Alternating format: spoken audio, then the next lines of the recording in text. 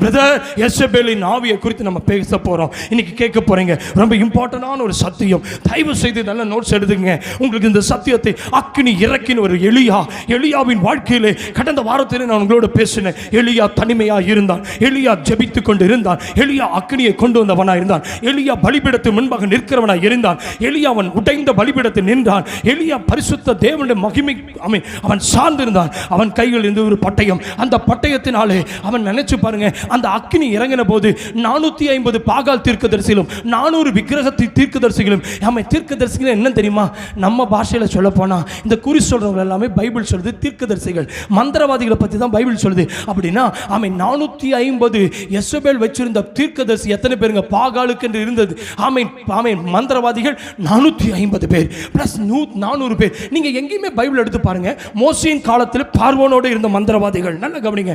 Nebuchadnezzar காலத்திலும் Ahab காலத்தில் பார்த்துட்டோம். ஆகாப்பின் நாட்களிலும் மந்திரவாதிகள் கூட இருந்திருக்காங்க. அவங்க சொல்றத படி தான் செய்வாங்க. மூன்றாவது, ஹலோ ஹலோ ஹலோ கவனிக்கிறீங்களா? சோத்திரம் பண்ண உங்க வீட்டுக்கு அது வரும். அல்லேலூயா. சரி, அடுத்தது நேபுகாத்நேச்சர் காலத்திலும் தானியேலை தெரியல, ஆனா தரியோ ஆண்ட காலத்திலும் தானியேலை தெரியல, ஆனா ஆண்டவர் வெளிப்படுத்துறார். நல்ல கவனிங்க. சொப்பனத்தை நம்பிக்கொண்டிருந்த பார்வோன், சொப்பனங்களை நம்பிக்கொண்டிருந்த ராஜாக்கள் இன்னைக்கு சொப்பனம் பார்க்கிற மக்கள் இல்ல. இன்னைக்கு ஹalleluya ஹலோ ஹலோ ஹலோ இன்னைக்கு இந்தியாவுடைய முடிவு யார் கையில் இருக்கு உங்களுக்கு தெரியுமா? பேசுங்க. தெரியாதா? இந்தியாவுடைய முடிவு யார் கையிலும் தெரியாதா? செய்தி முடிச்சதுக்கு அப்புறம் என்கிட்ட கேளுங்க, நான் சொல்லித்தரேன். இந்தியாவுடைய தேசத்தினுடைய இத்தனை மக்களுடைய கையினுடைய பொறுப்பு, இந்த இந்தியா தேசத்தினுடைய வளர்ச்சி, இந்த இந்தியா தேசத்தின் நாளை நடக்கிறது என்னன்னு தெரியுமா? இன்னைக்கு தெரியுமா? மக்கள் இன்னைக்கு எங்க போயிட்டு இருக்காங்க உங்களுக்கு தெரியல?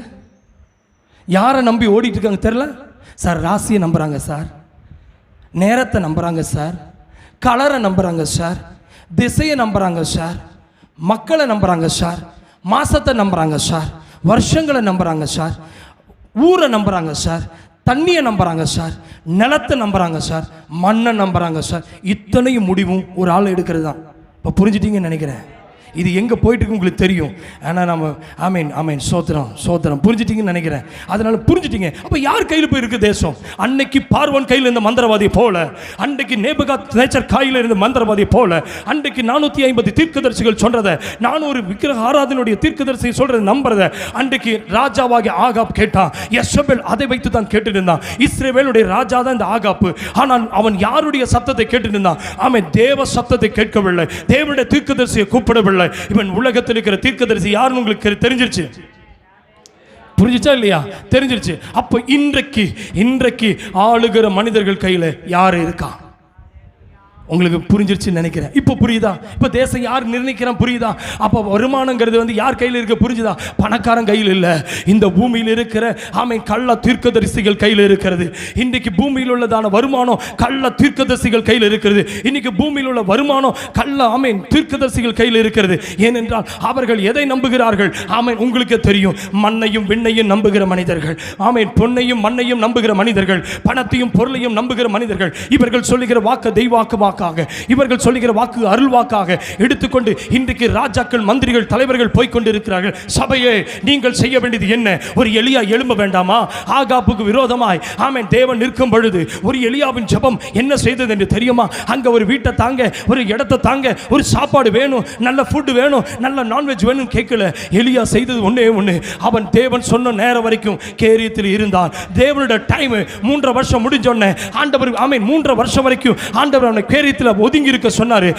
தேவன் சில டைம் உனக்கு தந்திருக்கிறார். ஒருவேளை மனுஷன் பார்வைக்கு நீ தெரியாம இருப்ப, மறைஞ்சிருப்ப. இன்னைக்கு சொல்லட்டுமா, எலியோ நம்மை போல பாடுள்ள மனுஷன் என்ன அர்த்தம் தெரியுமா? ஒரு பயந்தாங்கோலி எலியா. அது உங்களுக்கு தெரியுமா? எலியா பயந்தாங்கோலி. ஏன் தெரியுமா? ஆகாப் ராஜா இவனை தேடிட்டே இருக்கான். அப்படிதான் பைபிள் சொல்லுது. ஹல்லேலூயா. ஆகாப் ராஜா என்ன செய்யறாங்க சொல்லுங்க? இப்படி எலியா எங்க இருக்கிறான்னு சொல்லி தேடிட்டு இருக்காங்க. தேவனுடைய மனுஷன் வந்தான். ஆனா 3 வருஷம் யாருடைய கண்ணுக்கு படாம ஆண்டவர் மறைச்சு வச்சாரு. உன்னதமானோட மறைவில் அவன் எலியா ஒளிந்திருந்தான். இன்றைக்கு சொல்றேன், கேரீத்தின் இன்னைக்கு நீங்க இருக்கிற வீடு ஒரு கேரி. உங்களுக்கு கர்த்தர் கொடுத்த சபை ஒரு கேரி. கர்த்தர் கொடுத்த மகிமையானது சபை ஒரு கேரி. குறிப்பிட்ட நாள் இந்த இடத்தில் இருப்பீங்க. மகிமையோடு இருப்பீங்க. ஒரு நாள் இந்த நதியை விட்டு கர்த்தர் இங்க தண்ணீர் வற்றும் போது, இந்த பூமியில தண்ணி வற்றும் போது ஆண்டவர் எப்படியாய் சாரிபாத்துக்கு ஆண்டவர் கட்டளையிட்டாரோ, நான் ஒன்னு சொல்லட்டுமா? ஹல்லேலூயா ஹல்லேலூயா. நல்லா கவனிங்க. சாரிபாத்துக்கு கட்டளை இடும்போது அவன் மனுஷங்கிட்ட கட்டளை கொடுக்கிறது கர்த்தர் கட்டளை பாருங்க. ஒரு அல்லேலூயா சொல்லுங்களேன். மனுஷங்கிட்ட கட்டளை கொடுக்கிறது கர்த்தர். உங்களுடைய கட்டளை மனுஷனுடைய அல்ல. அல்லேலூயா. கர்த்தரிடத்தில் கட்டளை பிறப்பும் பொழுது இன்றைக்கு ஆவியானவர் உங்களோட பேசுகிறார். ஆமென். அல்லேலூயா. வசனத்தை கேட்கிற வாஞ்சை உள்ளவங்க முன்னாடி வந்து உட்காருங்க. ஆமென். பின்னாடி உட்கார்ந்து பழகாதீங்க. அல்லேலூயா. ஆமென். வசனத்தை கேட்கும் பொழுது சத்தியத்தை கேட்க கேட்க உங்க வாழ்க்கையில் அப்படியே வந்து நிற்கட்டுமே. அல்லேலூயா. கேரி தாற்றண்டையிலே அது ஆமென் ஒளிந்து இருக்கும் பொழுது ஆண்டவர் சொன்னாரு, எலியாவே உன்னுடைய டைம் முடிஞ்சிருச்சு, நீ போய் ஆமென் ராஜாவுக்கு போய் காண்பி. அல்லேலூயா. அல்லேலூயா. இன்னைக்கு திரும்பி சொல்கிறேன், தேவன் உங்களோட பேசுகிறார். இது எத்தனை பேர் நம்புறீங்க? ஒரு கேரியத்து உங்கள் வீட்டில் இருக்குது. நீங்கள் ஜெபிக்கிற இடம் அது ஒரு கேரியத்து. ஆகாரம் உங்கள் வீட்டை தேடி வருது. தண்ணீர் உங்களை வீட்டை தேடி வருது. நீங்கள் இருக்கிற இருப்பிடத்தை ஆண்டவர் தேடி அனுப்புகிறார். ஜபத்தோடு இருங்க. இன்னைக்கு ஆவியானவர் யெசபேலின் ஆவியை கர்த்தர் வெளிப்படுத்த போறார். உங்க குடும்பத்தில் கிரியை செய்கிற யெசபேலின் ஆவி, தேசத்தில் கிரியை செய்கிற ஒரு ஆமென் தான் சோத்திரம் தான் சொல்லு. தேசத்தில் கிரியை செய்கிற யெசபேலின் ஆவி இன்னைக்கு கர்த்தர் உங்க கண்ணில் காண்பிக்க போகிறார். ஆமென். ஹல்லேலூயா. இன்னைக்கு செய்தியினுடைய தலைப்பு என்ன தெரியுங்களா? மோசம் போக்கும் யெசபேலின் ஆவி. ஹல்லேலூயா. ஒரு ஆமென் சொல்லுங்களேன். இன்னைக்கு சபைக்குள்ள தேசத்துக்குள்ள கிரியை செய்கிற ஆவி வருகிறேன் வார்த்தைக்கு வாசிங்க. ஆமென். 1 ராஜாக்களின் புஸ்தகம் 16ஆம் அதிகாரம் 29வது வசனத்தை நாம் திருப்பிக் கொள்ளலாம். இந்த யெசபேலுடைய அறிமுகம், இந்த யெசபேல் யார் என்று நாம் பார்க்க, இந்த யெசபேலுடைய அறிமுகம் என்ன என்பதை நான் காண்பிக்க போகிறேன். யூதாவின் ராஜாவாகிய ஆசாவின் 38ஆம் வருஷத்திலே உம்ரியின் குமாரனாகிய ஆகாப் இஸ்ரவேலின் மேல் ராஜாவாகிய சமாரியாவிலே இஸ்ரவேலின் மேல் 22 வருஷம் ராஜபாரம் பண்ணினான். எத்தனை வருஷம்? 22 வருஷம். ஹலோ ப்ளீஸ் சொல்லுங்களேன், எத்தனை வருஷங்க? 22 வருஷம். யாருக்கு ராஜாவா இருந்தான்? இஸ்ரவேலின் மேல் எத்தனை வருஷம்? 22 இயர்ஸ் ராஜபாரம் பண்ணினான். பைபிள் சொல்கிறது, உம்ரியின் குமாரனாகிய ஆகாப் தனக்கு முன்னிருந்த எல்லாரையும் பார்க்கலும் கர்த்தருடைய பார்வைக்கு பொல்லாப்பானதை செய்தான். நல்லா கவனிங்க. இவன் ராஜா தான், ஆனா என்ன செஞ்சுட்டு இருக்கிறான்? பிரதர், இன்னைக்கு ராஜாக்கள் என்ன செஞ்சுட்டு இருக்கிறாங்க சார்? இன்னைக்கு ராஜாவை பார்க்குறீங்களா? இன்னைக்கு இருக்கிற அரச குடும்பத்தை பார்க்குறீங்களா? இன்னைக்கு இருக்கிற அரியணையில் உட்கார்ந்துருக்க தலைவர்களை பார்க்குறீங்களா? அவங்க பொல்லாதவைகளை செய்ய காரணம் என்னன்னா, எந்த மக்களை எங்கே நடத்தணுங்கிறது தேவன் நினைக்கிறாரோ அப்படித்தான் நடத்தணும். ஆனால் பைபிள் சொல்லுது, அன்னைக்கு இந்த ஆகாப் ராஜா இஸ்ரவேல் ஜனங்களை நடத்த வேண்டியவன் இவன் இங்கே எப்படி நடத்துறான் பாருங்க. என்ன பொல்லாப்பு செய்தான்? நேபோத்தின் குமாரனாகிய யெரொபெயாமின் பாவங்களில் நடப்பது அவனுக்கு கொஞ்ச காரியம் என்று நினைத்தார் போல் அவன் சீதோனியரின் ராஜாவாகிய ஏத்பாகலின் குமார்த்தி யெசபேலை விவாகம் பண்ணினதும் அல்லாமல் அவன் போய் பாகாலையும் சேபித்து அதை பணிந்து கொண்டு. ஹலோ கவனிக்கிறீங்களா? போன வாரத்திலே சொன்னேன், இந்த யெசபேல்னால தான் ஆகாப் ராஜா இன்னைக்கு என்ன செஞ்சிட்டான்? பாகால் வணக்கத்துக்கு போக காரணமே. நல்லா கவனிங்க. இந்த யெசபேல் என்னைக்கு உள்ள வந்தாலோ அன்னைக்கே ஆகாப் ராஜா வாழ்க்கை மிகவும் கொடிதான ஒரு வாழ்க்கையாய் மாறினது. பாருங்க, கீழே பாருங்க. தான் சமாரியாவிலே கட்டின பாகாலின் கோவிலில் பாகாலுக்கு பலிபீடத்தை எடுப்பித்தான். ஆகாப் ஒரு விக்கிரக தோப்பையும் வைத்து இஸ்ரவேலின் தேவனாகிய கர்த்தருக்கு கோபம் உண்டாக்கும்படி தனக்கு முன்னிருந்த இஸ்ரவேலின் ராஜாக்கள் எல்லாம் செய்ததை பார்க்கலும் அதிகமாய் செய்து வந்தான். ஆமென். அடுத்து 25. ஆமென். 1 ராஜாக்கள் 21:25. தன் மனைவியாகிய யெசபேல் தூண்டிவிட்டபடியே கர்த்தரின் பார்வைக்கு பொல்லாப்பானதை செய்ய தன்னை விற்று போட்டு ஆகாப்பை போல ஒருவனும் இல்லை. ஹலோ ஹலோ இருக்கீங்களா? கவனிக்கிறீங்களா? இந்த ஆகாப் ராஜாவை தூண்டிவிட்ட யெசபேல். சிஸ்டர் ப்ளீஸ் கவனிங்க. இந்த யெசபேல் உன் குடும்பத்தை சந்தோஷம் இல்லாதபடிக்கு சமாதானத்தை கெடுக்கிற தூண்டு விடுகிற ஒரு யெசபேல் கிரியை செய்வான். நல்லா கவனிக்கணும். யெசபேல் யாருங்கிறது நம்ம அடுத்தது நம்ம ஒவ்வொன்றும் ஸ்டெப் பை ஸ்டெப்பாக பார்ப்போம். இந்த யெசபேலுடைய ஆவி இன்னைக்கு சபைக்குள்ள எப்படி கிரியை செய்யுது. ஆனால் ஒரு ஜஸ்ட் உங்களுக்கு இன்ட்ரோடக்ஷன் கொடுத்துட்டு இருக்கிறேன். ஆகாப் ராஜாவை பாகாலின் வணக்கத்தை செய்வதற்கு அவள் என்ன செய்தானாம்? பொல்லாப்பானதை, கர்த்தரின் பார்வைக்கு பொல்லாப்பானதை செய்ய தூண்டிவிட்டான். இருக்கீங்களா பிரதர்? நீங்க உங்க மனைவியை எதற்காக தூண்டி விடுகிறீர்கள்? பரிசுத்தமாய் இருப்பதற்கு தூண்டி விடுகிறீர்களா? சிஸ்டர், உங்க வாழ்க்கை, உங்கள் கணவனை பரிசுத்தமாய் வாழ்வதற்கு நீங்கள் தூண்டுகிறீர்களா? உங்களுடைய தூண்டுதல் ஒருவனை தூண்டி விடுவது, விசுவாசியை தூண்டி விடுவது. எப்படி தூண்டி விடுவது? கர்த்தரின் பார்வைக்கு பொல்லாப்பானதை செய்ய. ஹலோ, நீங்களும் நானும் இப்படிப்பட்ட காரியம் செய்துவிடக்கூடாது. தேவன் விரும்புகிறார் நம் கர்த்தருக்கு பரிசுத்தமாய் வாழ வேண்டும் என்று. ஆனா பிசாசு பயங்கர தந்திரசாலி. யெசபேலின் ஆவி என்ன செய்யுமாம்? ஆகாப் ராஜாவை தூண்டிவிட்டதா? பிரதர், இன்னைக்கு தூண்டிவிடுகிற சில ஆவிகள் குடும்பங்களை கெடுக்கிறது. தூண்டிவிடுகிற சில ஆவிகள் சபையை கெடுக்கிறது. தூண்டிவிடுகிற சில ஆவிகள் ஊழியத்தை கெடுக்கிறது. தூண்டிவிடுகிற சில ஆவிகள் ஊழியத்தினுடைய ஊழியக்காரருடைய பெயரை கெடுக்கிறது. ஊழியத்துக்கு விரோதமாய் நிற்கிறது. உங்கள் குடும்பத்தை கெடுக்கிற சில ஆவிகள். ப்ளீஸ் அடையாளம் கண்டு கொள்ளுங்க. தேவன் உங்கள் கணவனை தந்திருக்கிறார் என்றால் ஜெபிக்க தூண்டுங்க. விசுவாசத்தில் தூண்டிவிடுங்க. அவங்களுக்குள் இருக்கிற பரிசுத்த ஆவியானவரை நீங்கள் இன்னும் ஜெபிப்பதற்கு அவரை தூண்டி விடுங்க, எழுப்பி விடுங்க. ஆனால் இவன் பொல்லாப்பானதை செய்வதற்கு யெசபேல் தூண்டிவிட்டாளாம். இன்றைக்கு சபையே, நீங்களும் நானும் செய்ய வேண்டியது மக்களை தூண்டிவிடுவதற்கு, பாவம் செய்வதற்கு தூண்டிவிடக்கூடாது. பரிசுத்தத்திற்காக அவர்களை இன்னும் அதிகமாக ஜபத்திலே தூண்டிவிட வேண்டும். ஓ ஹல்லேலூயா. ஆனால் இந்த யெசபேல் செய்தது பொல்லாப்பை செய்வதற்கு தூண்டிவிட்டாளாம். ஆகையினால் தான் பைபிள் சொல்லுகிறது, இந்த யெசபேல் என்ன செய்தாலாம்? இந்த யெசபேல் என்ன செய்தால் தூண்டிவிட்டாள் என்று பைபிள் சொல்லுகிறது.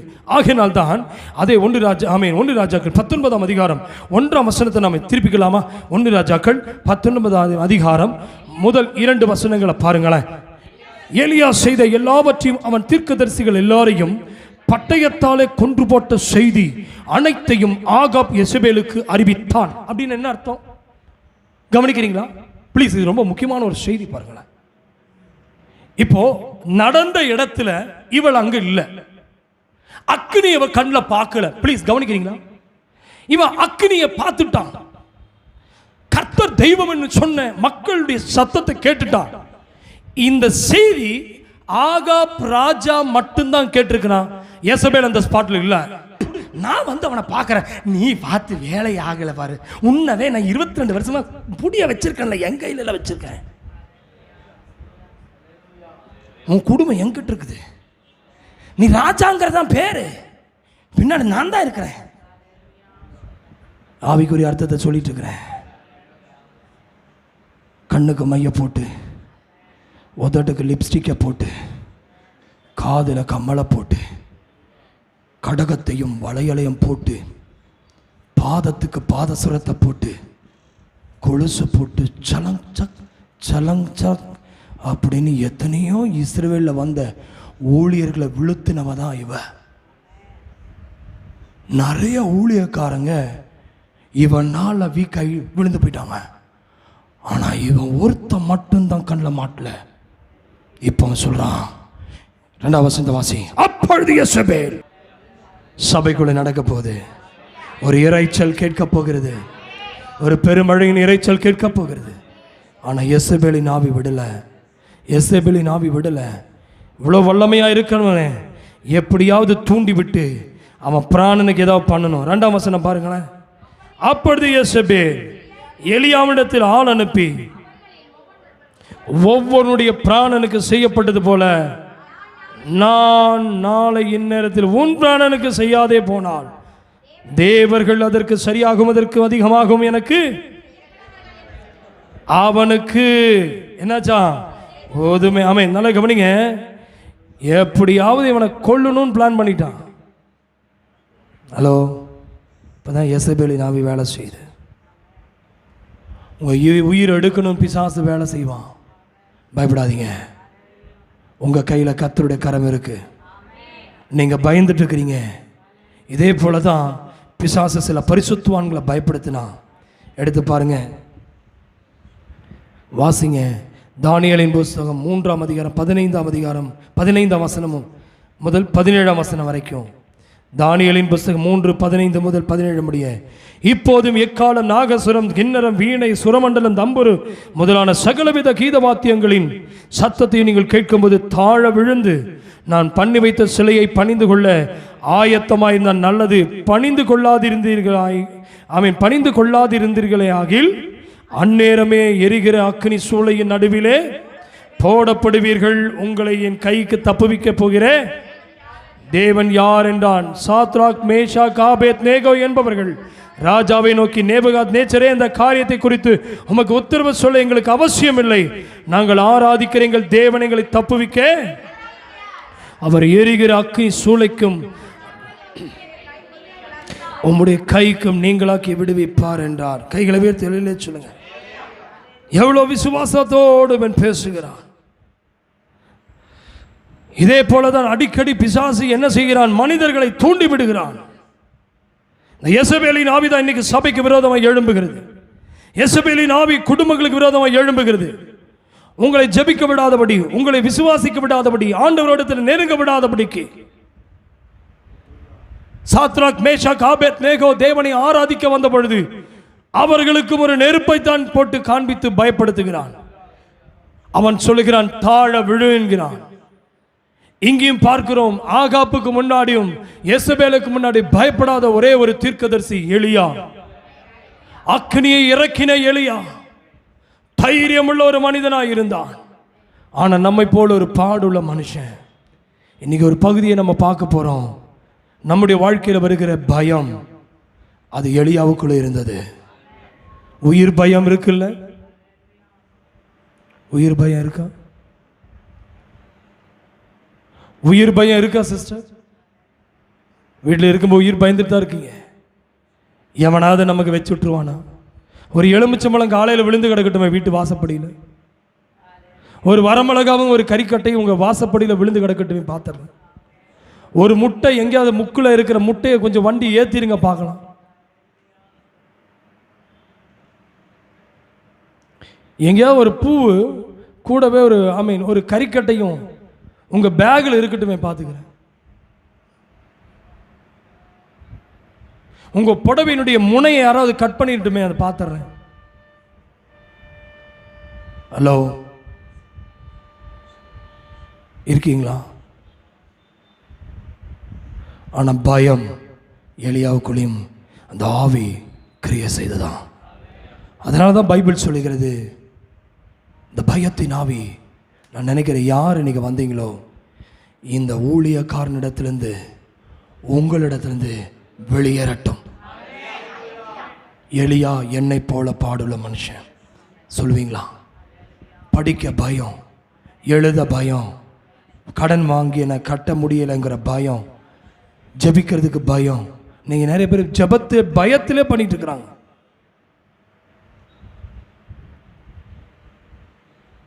வீட்டில் வாழ்றது பயம், வேலைக்கு போறது பயம், குடும்பமா இருக்கும்போதே பயம், வியாதியை கண்ட பயம், மரண பயம், பொருளை குறித்து பயம், பொருளாதார பயம். இப்படி சொன்னா நல்லா இருக்குமா? பரிசுத்தமா வாழ்வதற்கே பயம். நீங்க நிறைய பேர் ஐயோ நான் விழுந்து போயிருவணும், விழுந்து போயிருவணும், விழுந்து போயிருவணும். எலியா ஆகாப்பை கண்டு பயப்படல, ஒரு யேசபேலை கண்டு தான் பயந்தான். ஹலோ, நீ நிறைய வீட்டில் நடக்கிற சம்பவம். அந்த யேசபேலின் பெண்ணின் ஆவி வீட்டை விட்டு வெளியேறணும், உன் சபையை விட்டு வெளியேறணும், குடும்பங்களை விட்டு வெளியேறணும். இந்த எலியாவை பயப்படுத்துறது, உன் புராணனை நான் எடுத்துடுவேன், நீ எதை செஞ்சையோ அதை நான் செய்வேன் நிற்கிறான். அது மலையாளத்தில் சொன்னா நல்லா இருக்கும். வெள்ளு விழிக்கு அவன் அவன் சேலஞ்ச் பண்றான். நான் உன்னை அழிக்காம இந்த ஊரை விட்டு நான் விளக்காம தூக்காம இருக்க மாட்டேன். உன்னை அந்த வேலையிலிருந்து தூக்குறனா இல்லையான்னு பாரு, உன்னை அந்த வீட்டை விட்டு காலி பண்ண வைக்கிறனா இல்லையான்னு பாரு, இந்த பட்டணத்தை விட்டு நான் உன்னை தூக்குறனா இல்லையான்னு பாரு, உன் புருஷனை உன்னை விட்டு பறிக்கிறனா இல்லையான்னு பாரு, உன் மனைவி உன்னை விட்டு பறிக்கிறனா இல்லையான்னு பாரு, உன் பிள்ளை நான் உன்னை விட்டு பறிக்கிறனா இல்லையான்னு பாரு, உன் வேலையை உன்னை விட்டு தூக்குறனா இல்லையான்னு பாரு. நீ எப்படி சபை நடத்துவ, உன் சபையை நான் பூட்டுறனா இல்லையான்னு பாரு. இன்னைக்கு சவால் விட்டு ஆண்டவரனோடு பேசுகிறார். உன்னை பயப்படுத்துகிற ஆவி சாத்ராக் மேஷாக் ஆபேத்நேகோவோடு இருந்த ஒரு அக்கினி இருந்தது உண்மை என்றால், உன் குடும்பத்தை பிரிக்கிறதுக்கு பிசாசினால் முடியாது. சொல்லு, ஊழியத்தை கெடுக்க பிசாசினால் முடியாது, உன் விசுவாசத்தை அழிக்க பிசாசினால் முடியாது, உன் பரிசுத்தத்தை கெடுக்க பிசாசினால் முடியாது. யாரை கண்டாலும் பயம், ஏதாவது என்ன பண்ணிடுவானோ. 850 பேரை கண்டு அவன் பயப்படல, ஒரே ஒரு பொம்பளையை கண்டு பயந்துட்டான். இன்னும் வீட்டுக்கு இவனை தேடி வரல, ஆளத்தான் சொல்லி அனுப்புறான். ஆகாப் ராஜா சொன்னதை கேட்டுட்டு அவ எந்த அளவுக்கு கொக்கரிச்சிருக்கிறா. அந்த ஆவியை இன்றைக்கு இயேசுவின் நாமத்தினால் சபையை விட்டு நான் வெளி அனுப்புகிறேன், ஊழியத்தை விட்டு வெளி அனுப்புகிறேன். இந்த மாரநாதா ஊழியத்தை ஆரம்பிச்சது கர்த்தர்னா, இந்த ஊழியத்தை தேவன் இந்த பட்டணத்தில் கொண்டது கர்த்தர்னா, இந்த ஊழியக்கார பிள்ளைய அழிக்க, எங்க 5 பேரையும் அழிக்க எந்த யேசபேலின் ஆவிக்கு அதிகாரம் இல்லை. வானமண்டலத்தை கை நீட்டி ஆள்காட்டி விரலை காட்டி சொல்லு, உன் வீட்டுக்கு மேல கையை உயர்த்து. ஆள்காட்டி விரல் தெரியாதா உனக்கு? நீட்டு ஆள்காட்டி விரல. வானமண்டலத்துக்கு மேல ஆள்காட்டி விரலை காட்டுன்னு வாயை திறந்து சொல்ல, என் கணவனை நீ பயமுறுத்தி வச்சிருக்கிற, என் பிள்ளைய பயமுறுத்தி வச்சிருக்கிற, வாயை திறந்து சொல்லுன்னு. ஆமேன் சொல்லல. என் ஊழியத்துக்கு விரோதமா, என் சபைக்கு விரோதமா, என் விசுவாசத்துக்கு விரோதமா, என் குடும்பங்களுக்கு விரோதமா, என் பிள்ளைக்கு விரோதமா, என் கணவனுக்கு விரோதமா, என் புருஷனுக்கு விரோதமா, என் மனைவிக்கு விரோதமாய், ஊழியக்காரனுக்கு விரோதமாய், ஊழியங்களுக்கு விரோதமாய் நிற்கிற ஆவியே, உனக்கு நான் கட்டளை கொடுக்கிறேன். இந்த வார்த்தை வரும்போது இன்றைக்கே நீ எரிக்கப்படுவாயாக. நல்ல கைகளை தட்டு இந்த ஆவியில் நிறைங்க. படிப்புக்கு விரோதமாய், ஊழியத்துக்கு விரோதமாய், பொருளாதாரத்துக்கு விரோதமாய் எழும்புகிற ஆவிகள் எரியட்டும், எரியட்டும், எரியட்டும், எரியட்டும். நல்ல வாயை திறந்து சொல்லு.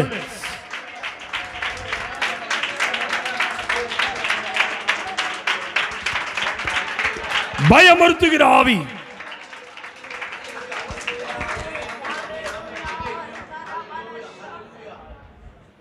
ஹல்லேலூயா, ஹல்லேலூயா. நல்லா கவனிங்க.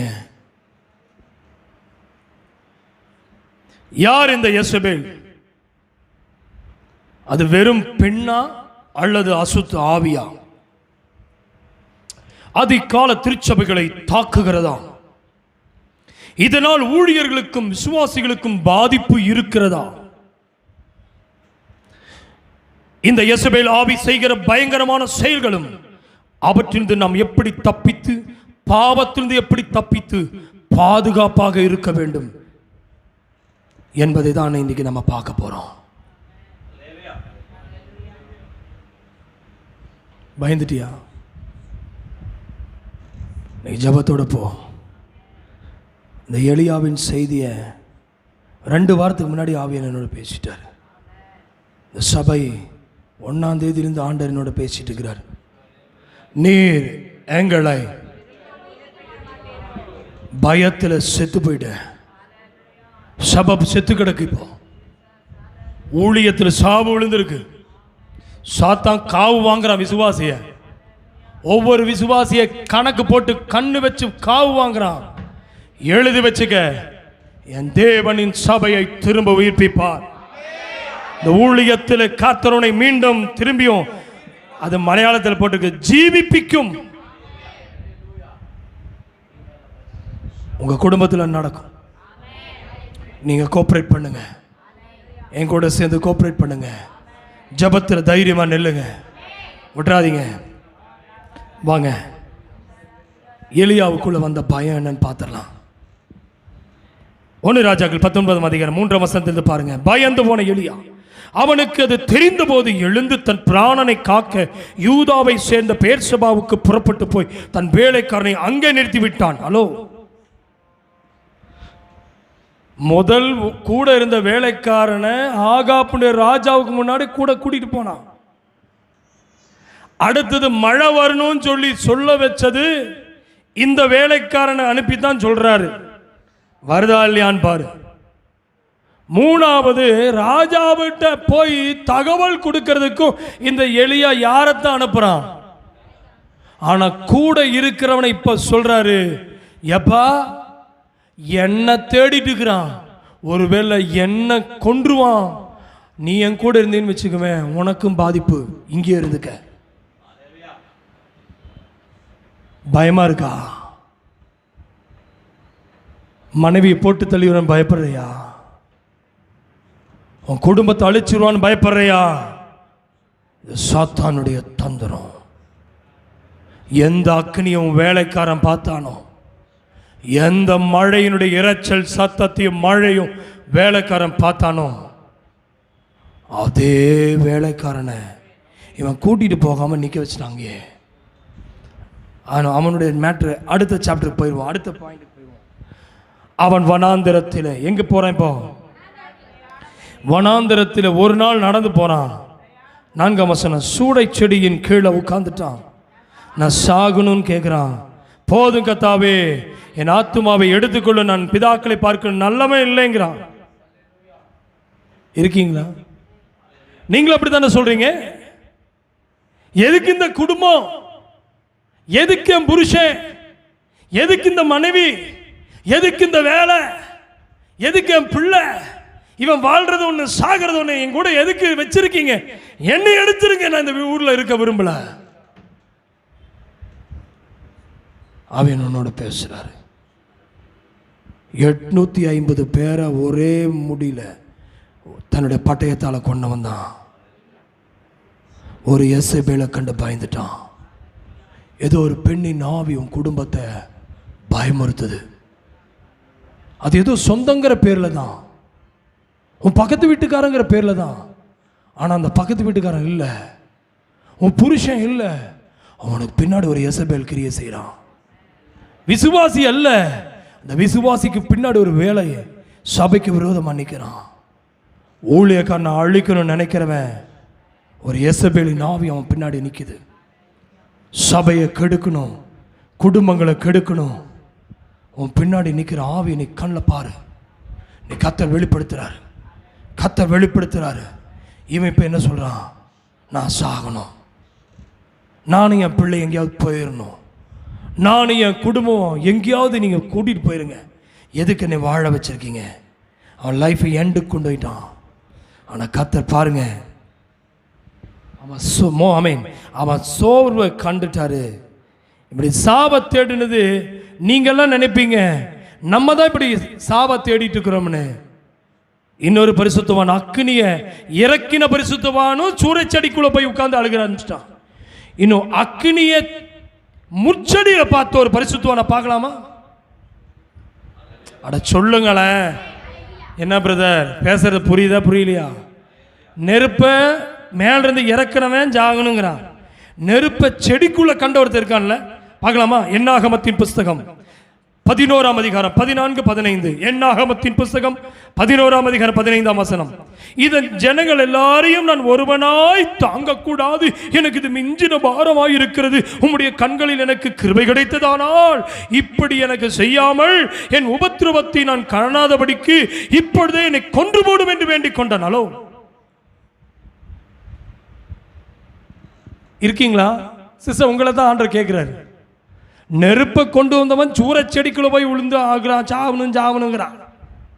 இப்ப நெருப்ப கண்ணில் பார்த்து ஊழியத்துக்கு வந்தாரே மோசே, முச்செடி நடுவே தோன்றினதை பார்க்கும்போது இப்ப இவனுக்கு வேற பாரம் ஒண்ணு இல்லை. கூட இருக்கிற இஸ்ரவேலர்கள் அனைவரும் 6 லட்சம் புருஷன் எல்லாம் பெண்கள் பிள்ளைங்க எல்லாம் சேர்த்து 20 லட்சத்துக்கு மேல இருக்கிற அந்த அத்தனை டீம் சேர்ந்து இவனுக்கு பாரமாகி அழுத்தம் கொடுக்குறாங்க. டிப்ரெஷன். பிரதர் கவனிக்கிறீங்களா? இப்ப அழுத்தம் வந்துருச்சு. இப்ப இவன் சொல்றான், ஆண்டவரே நான் எதுக்கு வாழ்ந்துட்டு கற்பனைகளை வாங்குறான்.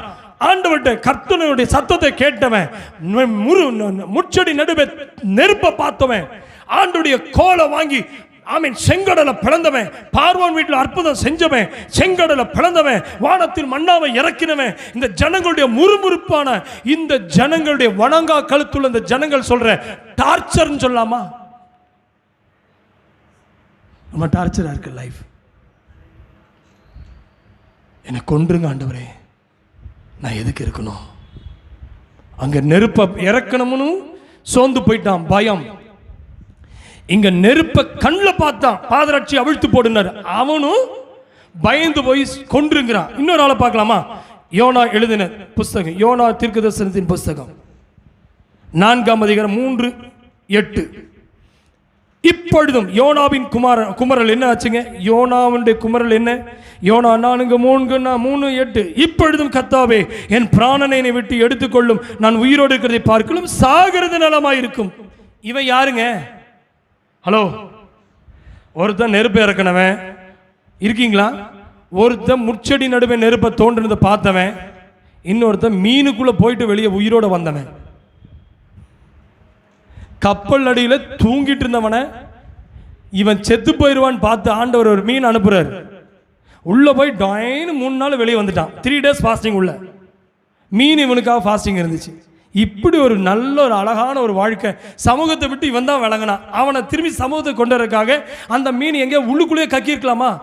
எந்த பட்டணத்தில் ஆண்டவர் நினைச்சாரோ அதே பட்டணத்தை கூட்டிட்டு வந்து உட்கார வச்சிருக்காரு. இப்போ இப்படி தலைவர் சொல்றாரு, ஆண்டவரே, நான் சொன்னது நீங்க செய்யல. நீங்க தானே சொன்னீங்க 1,20,000 பேர் கொள்ளுவேன்னு சொன்னீங்களா? இவங்களே நீங்கள் மன்னிச்சிருங்க, எனக்கு தெரியும். பேசாமல் நான் கப்பலில் அப்படியே தரிசிச்சுக்கு போயிருப்பேனா? நீங்கள் எதுக்கு என்னை கூட்டிகிட்டு வந்து திரும்பி நினைவைக்குள்ளேயே எங்கே கொண்டு வந்து விட்டீங்க? இந்த மக்கள் எல்லாம் பார்க்குறக்காகவா? ஹலோ, நீங்கள் நிறைய பேர் ஊழியத்துக்கு வந்து இப்படி தான் சொல்லிட்டு இருக்கிறாங்க. எதுக்கு தான் என்னை ஊழியத்துக்கு கூட்டிகிட்டு வந்தீரோ? இந்த மக்களுடைய சூழ்நிலையெல்லாம் நீங்கள் மன்னிப்பீங்க தெரியும்.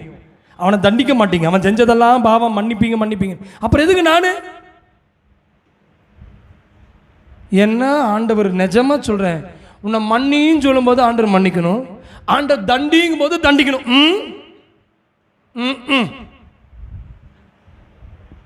ஏப்பா, உனக்கு விரோதி அவருக்கு விரோதியா இருக்கணுமா? நீ நினைக்கிறவங்கள தொடணுமா?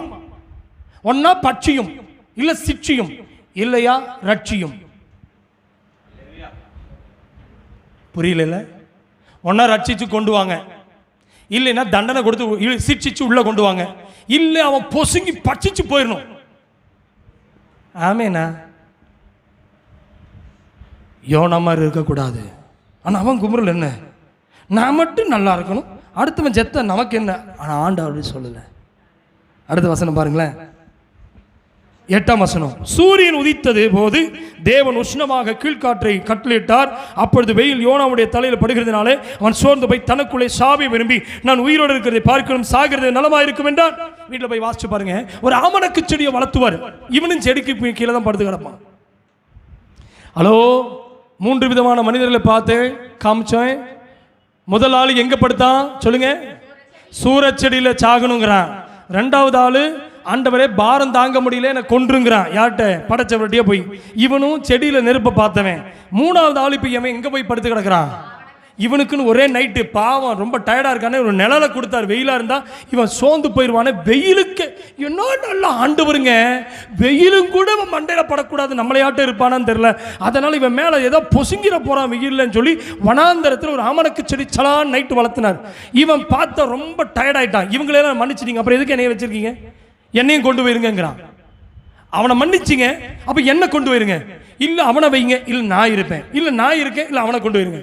இவன் ஜபத்தை ஆண்டவர் பார்த்தாரு. ஒரே நைட்ல இவனுக்கு புரிய வைக்கிறதுக்கு ஒரு செடியை வளர்த்தான். வீட்டில் போய் வாசிச்சு பாருங்க. ஆமணக்கு செடியை வளர்த்தி அந்த செடிக்கு நிலையில அழகா நல்லா ஜம்முன்னு தூங்குறான். காலையில் எந்திரிச்சு பார்த்தா எல்லாம் தலையில சூரியன் 6 மணிக்கு வெளிச்சமா வரும்போது மொட்டை மண்டையில் அப்படியே படுது.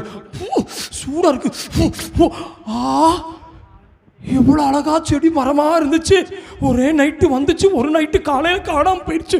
என்ன ஆண்டவரே நீ காண, நான் நீ சாகவேன், நான் சாவேன், எனக்கு ஏப்பா டேய், நீ அவனுக்காக பரிதாபப்படுறேங்கிறியே. 1,20,000 பேர் நான் பாதுகாக்கிறேன்ப்பா. உன்னை நான் கொண்டு போனது விரோதமா பிரசங்கம் பண்றதுக்கு உண்மைதான், நினைவை அழிக்க சொன்னது உண்மைதான். ஆனா அந்த மக்கள் ஆடு மாடு ஒட்டக கோழி எல்லாம் கௌதாரி எல்லாமே ஃபாஸ்டிங்டா. 3 நாள் உட்கார்ந்து அழுகிறாங்கடா. வலது கைக்கு இடது கைக்கு வித்தியாசம் தெரியாத மக்கள் நினைச்சதானே உன்னை மீன்ல இருந்து கூட்டிட்டு வந்து இங்க ஃப்ளை பண்ணி டிக்கெட்டே இல்லாம நினைவை கூட்டிட்டு வந்த, பாஸ்போர்ட் இல்லாம உன்னை கூட்டிட்டு வந்தேன். மீன் வயிற்றுக்குள்ள போய் இது வரைக்கும் முன்னாடி வந்ததில்லை, பின்னாடி வந்ததில்லை. நான் உன்னை கூட்டிட்டு வந்தேன், அதை யோசிக்க வேண்டாம். அந்த மீனுக்குள்ள இருக்கும்போது ஆண்டவரே வெளியே வந்தா நான் நிமிச்சித்தம் செய்வேன் சொல்லு. இதுதான் டாயா சித்தம். இந்த சத்தத்தை கேள்றா. அது எப்படி? அவங்களை நீங்க கொல்லும் தானே சொன்னீங்க. நான் கொல்ல வரலடா. வலது கைக்கும் இடது கைக்கும் வித்தியாசம் தெரியாத இந்த மக்களை இவர்கள் மேல் ஒரு ஆமணக்குக்கு நீ இவ்வளவு பரிதாபப்படுறியே, ஒரு நைட்டே காணாம போயிடுச்சு, பொட்டு பூச்சி எல்லாம் அழிச்சிருச்சுங்கிறியே, இவனுக்குள்ள இருக்கிற பாவம் அவனை அழிக்குதுடா, இவனுக்குள்ள இருக்கிற விக்கிரக ஆராதனை அழிக்குதுடா, நைட்டோட நைட் அவன் செத்து பாவத்தில் விபச்சாரத்தில் வேஷத்தனத்தில் அழுகிறான்டா, அவனை காப்பாற்றணும் தானே உன்னை கொண்டு வந்தேன். இப்ப நீ சொல்ற சாகணும்னு. ஹலோ,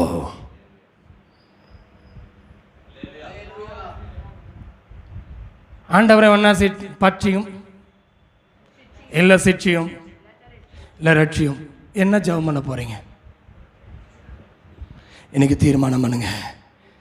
ஆண்டவரே, என்னை கொண்டு வந்தது நீர் யார் என்பதை காண்பிப்பதற்கென்றால் இன்று பகலில் தேவனுடைய மகிமையை இறக்குகிற ஒரு எலியாவாய், முச்செடி நடுவை தோண்டின ஒரு மோசேவாய், யாமனுக்கு ஒரு நாள் வந்து போன ஆசீர்வாதத்தை அவன் பாருங்க, ஒரு நாள் பணம் வந்தது, ஒரு நாள் காணாம போச்சு, அப்படி வச்சுக்கலாமா? ஆமனுக்கு என்பது ஒரே நாள் வரும், ஒரு நாள் போகும், ஒரே நாளில் பணக்காரனும் ஆயிடுவான், ஒரே நாளில் ஆண்டியும் ஆயிடுவான். கரெக்ட் தானே? பணம் வருவன ஒரே நாளில் தூக்கும், ஒரே நாளில் இறக்கும். அட ஆமாவா இல்லையா? கையிலிருந்தா நீ பாண்டி, இறங்கிட்டா நீ ஆண்டி. பாண்டிய நாட்டுக்கு நீ தான்ப்பா பாண்டி.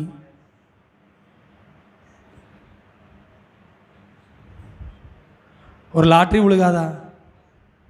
ஒரு குழுக்கள் சீட்டு உழுகாதா? இந்த சீட்டு என் பேர உழுகாதா? சீட்டு விழுந்து யோனாவுக்கு விழுந்தது, தண்ணிக்குள்ளே போயிட்டான். உன் சீட்டு உன் பேரில் உழுகணும் கேட்காத, தேவசித்துக்கு ஜெபி.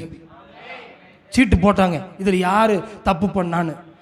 நிறைய பேர் சீட்டுக்கு போய் விழுந்து என் பேர் வந்துச்சுன்னா, எனக்கு இந்த சீட்டு கிடச்சின்னா என் கடை நடத்தினையும் அடைச்சி போடுவேன் ஐயா, அதுக்கு தான் மாதம் மாதம் சீட்டை போட்டுட்டு இருக்கிறேன். நீ சீட்டை நல்லா போடு, இன்னைக்கு ஆமணக்கு செடி மாதிரி இது காணாமல் போயிடும். நீ சீட்டை நம்பாத. சீட்டை நம்பினா யோனா மாதிரி தண்ணிக்குள்ளே போவ. மீன் ஆண்டர் அனுப்புனாரு, காப்பாற்றிட்டாரு. ஆனால் இடையில போய் ஒரே ஒரு நாள் ஆசீர்வாதத்தை பார்த்தோன்னே, ஆஹா குழுகுழுன்னு இருக்கு, பணம் குளுமையை தந்தது. ஆனால் ஒரே நாள் அந்த பணம் ஆண்டி ஆக்கி ஃபினிஷ். அல்லேலூயா. அவன் என்ன சொல்கிறான் பாருங்க, நான் என்ன இல்லையா, நான் நல்லவன் இல்லை ஆண்டவரே, என்னை என்ன செஞ்சிருங்க, என்னை கொண்டு போடுங்கிறான். யாருங்க? யார் சொல்கிறா? எலியாவுக்கிட்ட வந்துடலாமா? ஒன்று ராஜாக்கள் 19:4. அவன் வந்தாந்தத்தில் ஒரு நாள் பிரயாணம் போய் சூரிய செடியின் கீழே உட்கார்ந்து தான் சாக வேண்டும் கோரி, எடுத்துக்கொள்ளும் கர்த்தாவே என் ஆத்துமாவே எடுத்துக்குங்க, என் பிதாக்களை பார்க்கல நான் என்ன இல்லை, ஏன் நல்லவனை, ஹலோ ஹலோ, உன்னை நல்லவன் நினைச்சு கூட்டிட்டு வரலைங்க. அவர் நல்லவர் என்பதனால உங்களை ருசிப்பதற்கு சபை கொண்டு வந்திருக்காரு. நீங்க என்ன நினைச்சிட்டீங்க? நான் நல்லா ஜெபிக்கிறேன்ல, நல்ல ஆண்டவர் கொடுக்குறேன்ல, நல்ல நான் உபவாசம் பண்றேன்ல, நான் சர்ச்சுக்கு நான் தான் முன்னாடி நிற்கிறேன்ல, நான் எவ்வளவு நல்லவன் தெரியுமா? உன்னை நல்லவன் காட்டுறதுக்கு சபை அல்ல, அவர் நல்லவர் என்பதை ருசிப்பதற்கு நான் சபைக்கு வருகிறேன். இப்ப எலியா என்ன நினைச்சிட்டான்னா, தன்னை நல்லவன் நினைச்சதுனாலதான் இவ்வளவு கோபம் வந்துருச்சு ஆண்டவர் மேல. சில நேரத்தில் ஆண்டவர் அனுமதிக்கிறார் தான் சொல்லுவேன். விளங்குதா விளங்கலையா? எலியா நினைச்சிட்டான்னா, ஆண்டவருக்கு நான் நல்லவனா இருப்பதனால தான் ஆண்டவர் சாப்பாடு போட்டாரு, ஆண்டவர் நெருப்பு அனுப்புனாருன்னு. ஆனா இவனுக்கு ஒரு எசபேல் இன்னும் கொல்லல, அதுக்கு முன்னாடி சாவ தேடுறானே. இவன் சொல்றான், நான் எங்க பிதாக்களை பார்க்கணும், நான் நல்லவன் அல்ல, நான் உயிரோடு இருக்கிறது எதுக்கு? வாசிச்சு பாருங்க, லூக்கா எழுதின சுவிசேஷத்தின் புஸ்தகம் 18ஆம் அதிகாரம் 19ஆம் வசனம். லூக்கா 18:19. அதற்கு இயேசு, என்னை நல்லவன் என்று சொல்வானே, தேவன் ஒருவரை தவிர நல்லவன் ஒருவனும் இல்லை. தயவு செய்து கவனிக்கிறீங்களா? எங்க நல்ல மனுஷன் அவரை நம்பினேன், நல்ல மனுஷன் நான் அவளை நம்பினேன். அப்ப ஆண்டவர் ஒரே வார்த்தை சொல்லிட்டாரு, இயேசுவை பார்த்து நல்லவரேன்னு சொன்னபோது, பிதா ஒருவரை தவிர நல்லவன். அப்படின்னா என்ன அர்த்தம்னா, எப்ப வேணா ஒரு மனுஷன் எசபேல் எழும்பலாம். எலியாவுக்கு அந்த சிந்தனை போகல பாருங்களேன். பிரதர், கூட இருக்கவன் நல்லவன் நினைச்சிடக்கூடாது, எப்ப வேணா அவன் கெட்டவனா மாறுவான். சிஸ்டர் கவனிக்கிறீங்களா? கூட இருக்கிற குடும்பம் எல்லாம் உங்களுக்கு நல்லது செய்து நீங்க நினைச்சிட்டு இருக்காதீங்க. நல்லவர் ஒரே ஒருவர், அவர் ஒருவரை தவிர. இப்ப நீங்க நம்பிக்கை எதன் மேல வைக்கணும்? பிதாவின் மேல. இப்ப இவன் சொல்லிட்டான், நான் ரொம்ப நல்லவன்ல. இப்ப நீங்களும் என்ன சொல்றீங்க? நான் என் வீட்டுக்கு நல்லதானே செஞ்சேன், என் புருஷனுக்கு நல்லதானே செஞ்சேன், ஆனால் அவர் புரிஞ்சுக்க மாட்டேங்கிறார். என் பிள்ளைக்கு நல்லதானே செஞ்சேன், என் மனைவிக்கு நல்லா. ஏய், நீ நல்லவன் இல்லைன்னு சொல்லு. அதை ஒத்துக்கிற வரைக்கும் உனக்கு யெசபேல் சத்தம் கேட்டுட்டு தான் இருக்கும். சூறை செடி விட்டு எழுமணும்னா எந்த இடத்துல படுத்திருக்கு அந்த இடத்துல கர்த்தர் வரணும். வாசிங்களேன், 1 ராஜாக்கள் 19ஆம் அதிகாரம் 5ஆம் வசனத்தை பாருங்க. 1 ராஜாக்கள் 19:5. ஒரு சூறை செடியின் கீழ் படுத்துக்கொண்டு அவன் என்ன பண்ணிட்டான்? கவனிக்கிறீங்களா? ஒரு செடிக்கு கீழே அவன் தூங்க ஆரம்பிச்சிட்டான். அப்பொழுது ஒரு தூதன் அவனை தட்டி எழுப்பி, எழுந்திருந்து போஜனம் பண்ணு என்றான். கைகளை தட்டி கர்த்தரை மகிமைப்படுத்த. கேரித்திலையும் இவன் பசி தாங்க மாட்டான்னு சொல்லி ஆண்டவர் சாப்பாடு போட்டார். இல்லை, கவனிக்கிறீங்களா? எலியா அவன் நல்லவன் இல்லை என்பதை உணர்வதற்குத்தான் எலியா இதனை அனுபவிக்க வேண்டும் என்பதற்காக தேவன் அதை அனுமதித்தார். மற்றவளை பார்க்கலும் நல்லவன் என்று நினைத்து கொண்டிருந்தேனா, இருந்த சோதனை இன்னைக்கு ஊழியருக்கும் வரலாம், விசுவாசிக்கும் வரலாம். நல்லா கவனிங்க, உங்களுக்கு அதே சோதனை தான், எனக்கு அதே சோதனை தான். நல்லவன் நம்ம நினைச்சிடக்கூடாது. நான் நல்லவன் தானே, என்னைக்காவது நம்ம கெட்டவன் நம்மளை சொல்லியிருப்போமா? அதை வாயில சொல்ல வைக்கிறாரு. நல்லவர் என்பதில் சந்தேகமில்லை, நீ பெரியவர் என்பதில் மாற்றமில்லை, நீர் உயர்ந்தவர் என்பதில். அல்லேலூயா. நீங்க எப்பாவது சொல்லுவாதீங்க நான் ரொம்ப நல்லவன். இல்லாண்டவரே, நல்லவர் எனக்குள் இருப்பதினாலே நான் நல்லவனாய் வாழ்கிறேன். நல்லவர் என்னோடு இருப்பதினால என் பிள்ளைக்கு நான் நல்லவனாய் வாழ்கிறேன். நல்லவர் என்னோடு இருப்பதினால என் புருஷனுக்கு நல்லவனாய் வாழ்கிறேன். அவர் உங்கூட இல்லைன்னா நீ நல்லவளே கிடையாது. பைபிள் தெளிவாக சொல்லுது. ஆண்டவர் பார்த்தாரு, இவன் டயர்ட் ஆயிட்டான், சாவ விரும்பி தூங்குறான். எங்க சாவ விரும்பணும், தூக்கம் முதல் வருமா? நாளைக்கு உங்களுக்கு இன்ஜெக்ஷன் போடுறாங்க தெரிஞ்சா இன்னைக்கே தூங்க ஆரம்பிச்சிருவீங்களா? வாய்ப்பே இல்லை. ஐயோ என்ன நடக்க போகுது, ஆப்ரேஷன் பண்ண போறாங்க அப்படின்னு. பார்த்தீங்களா, இவன் சாவ தேடி செடிக்கு கீழே போய் படுத்துக்கிறான். ஆனால் கர்த்தர் பார்த்தாரு, நித்திரை செய்கிறவர்களை பார்த்து ஆண்டவர் எழுப்புகிற நாள் 2024. நித்திரை விட்டு எழும்புகிற காலம் வந்து விட்டது. விழித்தெழும்பி வேகம் செல்லுவோம் சபையோரே. இனி நாம் படுத்து தூங்கிக் கொண்டிருக்கிற காலம் அல்ல. இந்த சூறை செடிதான் குடும்பம், சூறை செடிதான் உன்னுடைய வேலை, சூறை செடிதான் உன்னுடைய வாழ்க்கை, சூறை செடிதான் இந்த பூமிக்குரிய சபாய், சூறை செடிதான் இந்த பூமிக்குரிய எல்லாமே. ஆனா நீ நித்திரை பண்ணுகிறதை கர்த்தர் விரும்பவில்லை. நீ நடக்க வேண்டும், நீ நடக்க வேண்டும், நீ எழும்ப வேண்டும், நீ காண்பிக்க வேண்டும் கர்த்தர் யார் என்பதை காண்பிக்க வேண்டும். சிஸ்டர், ஆவியில நீ சோர்ந்து போனது உண்மைதான், ஆத்துமாவுல சோர்ந்து போனது உண்மைதான், உன் சரீரம் டயர்ட் ஆனது உண்மைதான். Mental tired, mental tired. ஜெபிச்சு ஜெபிச்சு சோர்ந்து போயிட்டீங்க, உபவாசம் பண்ணி பண்ணி சோர்ந்து போயிட்டீங்க, ஆண்டவரத்தை நம்பி நம்பி சோர்ந்து போயிட்டீங்க.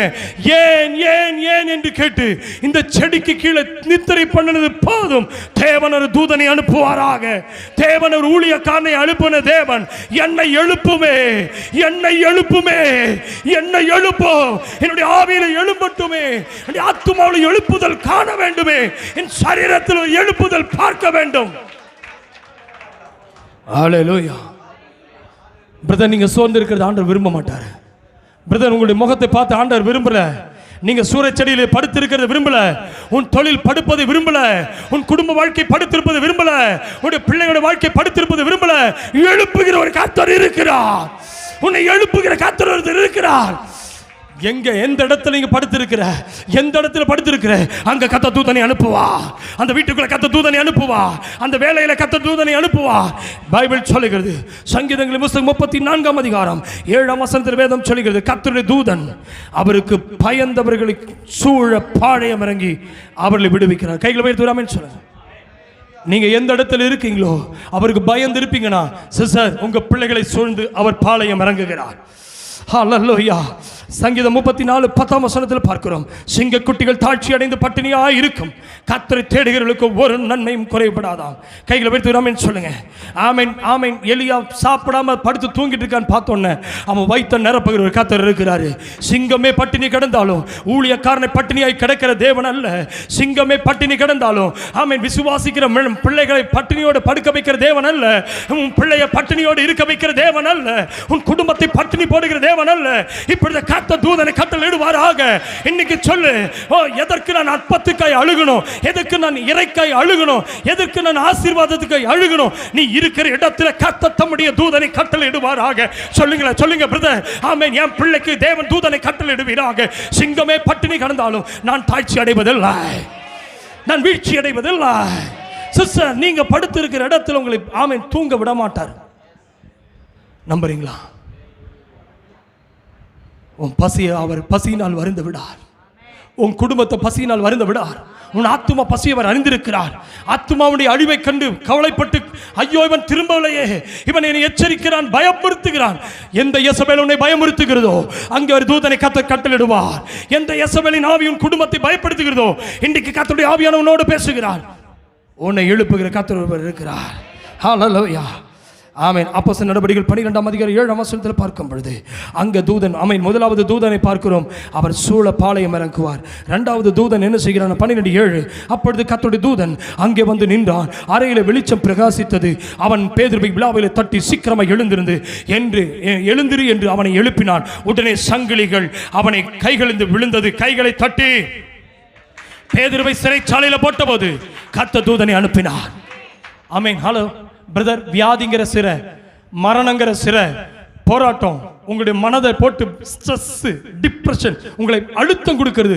எந்த மனுஷனை சிறைப்பிடித்து வைத்திருக்கிறானோ, பேதுருவை சிறைப்படுத்தினது போல உன்னால் அவன் தொழுமரத்தில் ஆமென் ஸ்தோத்திரம் பேதுருவை சிறைச்சாலையில் அடைத்து வைத்த போது ஆமென் பேதுருவோ தூங்கிக் கொண்டு இருக்கிறான். ஹலோ, அங்க ஒருத்தன் சிறைச்சாலையில் தூங்கிட்டு இருக்கிறான், இங்க ஒருத்தன் சூறைச்செடியில் தூங்கிட்டு இருக்கிறான். இன்னைக்கு நான் சொல்லட்டுமா, தேவ பிள்ளையை சூறைச்செடியில் படுத்தவனையும் எழுப்பினாரு, சிறைச்சாலைக்குள்ள படுத்திருக்கிறவனை ஆண்டவர் தூதன் அனுப்புறாரு. இன்னைக்கு கர்த்தர் நீங்க இருக்கிற இடத்துல கர்த்தர் தம்முடைய தூதனை அனுப்புவார். உன்னை எழுப்புகிற தேவன் ஒருவர் இருக்கிறார். உன்னை எழுப்புகிற தேவன் ஒருவர் இருக்கிறார். ஹல்லேலூயா, ஹல்லேலூயா, ஹல்லேலூயா. ஆகினால் தான் ஒன்று ஆமீன். எபிரேயருக்கு எழுதிய நிருபம் 1:13 பார்க்கும் பொழுது, மேலும் நான் உம்முடைய சத்துருக்களை உம்முடைய பாதபடி ஆக்கும் பொழுது ஆமீன் ஆமீன் பாதபடியாக்கி போடும் வரைக்கும் நீர் என்னுடைய வலது வாரிசத்தில் உட்காரும் என்று தூதர்கள் யாருக்காவது இப்போதாகிலும் அவர் சொன்னது உண்டோ? ஆமேன். 14 ஆமீன். எபிரேயர் 1:14 ரட்சிப்பை சுதந்தரிக்க போகிறவர்களுக்கு நிமித்தமாக ஊழியம் செய்யும்படிக்கு அவர்கள் எல்லோரும் அனுப்பப்படும் பணிவிடை ஆவிகளாக இருக்கிறார்கள் அல்லவா? கைகளை வைத்து ஆமீன் சொன்ன. எனக்காய் தூதனை கர்த்தர் ஒரு வேலைக்கு என்று நிறுத்தி இருக்கிறார். உங்களை சுற்றில ஒரு தூதனை கர்த்தர் நிறுத்தி இருக்கிறார். உங்க குடும்பத்துக்கு ஒரு தூதன் நிறுத்தி இருக்கிறார். அவர் வீட்டை பாளையம் இறங்க செய்வார். அவர் ஆகாரத்தை தருகிற தேவன். அவர் சிறைச்சாலையில் இருந்தாலும் உன்னை தட்டி எழுப்பி உன்னை வெளியே கொண்டு வருகிற தேவன். எந்த கட்டுகள் இருந்தால் அந்த கட்டை அவிழ்த்து வெளியே கொண்டு வருகிற தேவன். ஹல்லேலூயா. ஒரு ஆமென் சொல்லுங்களேன். ஆமென். பைபிள் சொல்லுகிறது பணிவிடை ஆவியை கர்த்தர் தருகிறாராம். ஆமென். இப்படி அவன் சோர்ந்து போய் படுத்திருந்த போது ஆமென் ராஜாக்கள் 19:6 வேதம் சொல்லுகிறது, அவன் விழித்து பார்க்கிற போது இதோ தழலில் சுடப்பட்ட அடையும் ஒரு பாத்திரத்து தண்ணீரும் அவன் தலைமாட்டிலே இருந்தது. அப்பொழுது அவன் புசித்து குடித்து திருப்தி அவன் திரும்ப படுத்துக் கொண்டான். ஹலோ, அவன் திரும்பவும் படுத்துக் கொண்டானா? ஆனாலும் கர்த்தர் என்ன செய்யல? 2ஆம் தரம் 7ஆம் வசனம், கர்த்தருடைய தூதன் திரும்ப 2ஆம் தரம் அவனை தட்டி எழுப்பி எழுந்திருந்து போஜனம் பண்ணு, நீ பண்ண வேண்டிய பிரயாணம் வெகு தூரம் என்றான். 8ஆம் ஆமீன் ஆமீன் 17 4ஆம் வசனத்தில் பாருங்க. ஹல்லேலூயா, ஹல்லேலூயா, ஹல்லேலூயா, ஹல்லேலூயா. ஆமீன் ஸ்தோத்திரம். நல்லா கவனிங்க. 17:4 என்ன போட்டுங்க? அந்த ஆற்றின் தண்ணீரை குடிப்பாய், அங்கே உன்னை போஷிக்க காகங்களுக்கு கட்டளையிடுவேன். அப்போ கர்த்தர் தூதனுக்கு கட்டளையிடுவாரு, காகத்துக்கும் கட்டளையிட்டார், சாரிபாத் விதவிக்கும் கட்டளையிட்டார். நீங்க போய் கேட்க வேண்டாம். அவர் காகத்துக்கு கட்டளையிட்டார், சாரிபாத் விதவிக்கு கட்டளையிட்டார், இப்போ தூதனுக்கும் கட்டளையிடுகிறார். 3 விதமான கட்டளை பார்க்கிறோம். குட். நல்லா கவனிங்க. இயற்கைக்கு அப்பாற்பட்டது பட்சி, அதுக்கும் கட்டளை அவர் தான் கொடுத்தார். சாரிபாத் விதவை மனுஷனுக்கும் அவர் தான் கட்டளை இடுகிறார். தேவ தூதனுக்கு கட்டளை அவர் தான் கொடுக்கிறார். இன்னைக்கு 3 விதமான கட்டளை நாம் பார்க்கிறோம். அந்த தூதர்களை அனுப்பி கர்த்தர் என்ன செய்யறாராம்? ஹல்லேலூயா. சாப்பிட வச்சு 8ஆம் வசனத்தை பாருங்க. அப்பொழுது அவன் எழுந்திருந்து புசித்து குடித்து என்ன செய்யறானா? அந்த போஜனத்தின் பலத்தினால் எத்தனை நாள் நடக்கிறான்? 40 நாள் நடக்கிறான். ஹல்லேலூயா. அல்லேலூயா. அருமையான தேவ பிள்ளையே, இந்த சாப்பாடு பலத்தில் ஆமென் யோசேபேலுடைய வார்த்தை எலியாவை சூரச்செடியிலே படுக்க வைத்தது. கர்த்தருடைய தூதனுடைய அப்பம் 40 நாள் நடக்க வைத்தது. கைகளை விடுத்து ஆமென் சொல்லுங்களேன். இன்றைக்கு யேசபேலின் ஆவி ஒருவேளை உங்கள் குடும்பத்தில் கிரியை செய்யும் என்றால் இன்றைக்கு சொல்லுங்க, ஆண்டவரே தூதனுக்கு கட்டளையிட்டு ஆண்டவரே சூறை செடியிலே அவன் தூங்கினவனை எழுப்பின நீர்தான். ஆமென். அவன் சாக வேண்டும் என்று சொன்னபோது கர்த்தர் அவனை எழுப்பினது உண்மை என்றால், நானும் என் வாழ்க்கை முடிந்தது என்று நினைக்கும் பொழுது எனக்காக கர்த்தர் தம்முடைய தூதனை அனுப்புகிறார். எத்தனை பேர் ரெடியா இருக்கீங்க? ஆண்டவருடைய சமூகத்தில் சொல்லுவோமா? ஆமென். ஹல்லேலூயா. ஒரு மோசேக்காக கர்த்தர் என்ன செய்தாராம்? ஆமென். பாரத்தை சுமப்பதற்கு என்று தேவன் தம்முடைய ஆமென் மோசேவுக்கு தேவன் அவனோடு இந்த மாமாவை அனுப்பி அவனுக்கு கர்த்தர் உதவி செய்தார். ஹல்லேலூயா.